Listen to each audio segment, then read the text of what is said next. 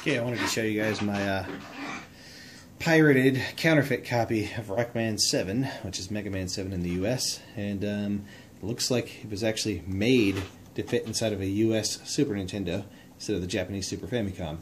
And I found it at Goodwill in Newnan, Georgia, where, you know, it's a market you're not likely to find someone with a Super Famicom, even though I happen to have one. And as you can see, a genuine Japanese game does not have the slots cut for the tabs to fit into that the US Super Nintendo has, that blocks them from fitting in. I suspect that the European PAL version of the Super Nintendo probably uses the same kind of tabs that the US version does, but, you know, takes this shape of cartridge.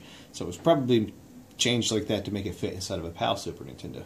And, well, no, actually, because it does fit perfectly in the US one.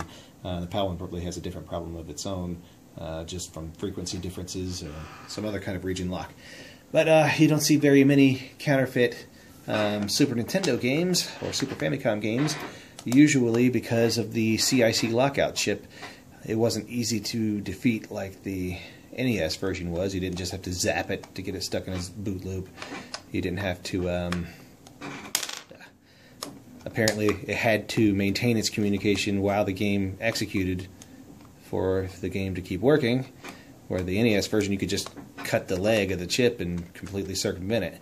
And yeah, as you can see, it's very easy to take the cover of that cartridge off, but this one has additional clips on either side.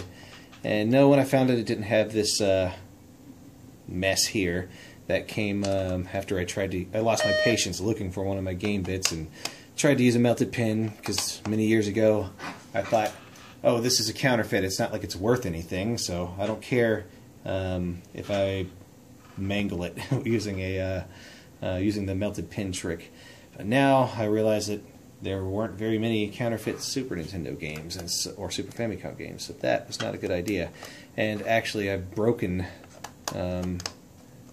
the screw on that side, so it's actually pretty tough to get in there without losing it if I unscrew it. So that's why I'm not going to unscrew that one. Alright, just dropped it in there. There's some clips here that I don't think it should have. Oops, I just accidentally reattached the other side.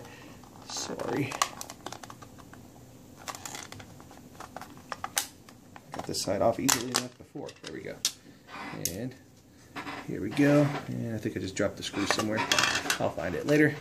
Alright, there is a label on the back here. It says SF, like Super Famicom, 720-0174. Could be a D174. It's a bunch of dots and it doesn't look perfectly round. Then looks like 2 hyphens, HE006, and very small PCB.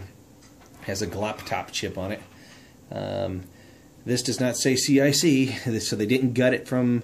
They did not gut it from a real cartridge here. It says CIVIC 74LS11. Silkscreen on the PCB. We have YWY835 and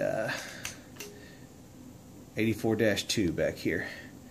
And yeah, a couple other things. There's no sticker on the back here.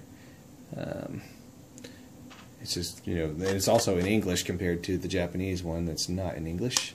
So, yeah, quite a few differences there. This is not nearly as sharp, crisp, and large. The O isn't as oval as it is on the real Japanese one. So, just thought I'd show you that. It seems a little interesting to me.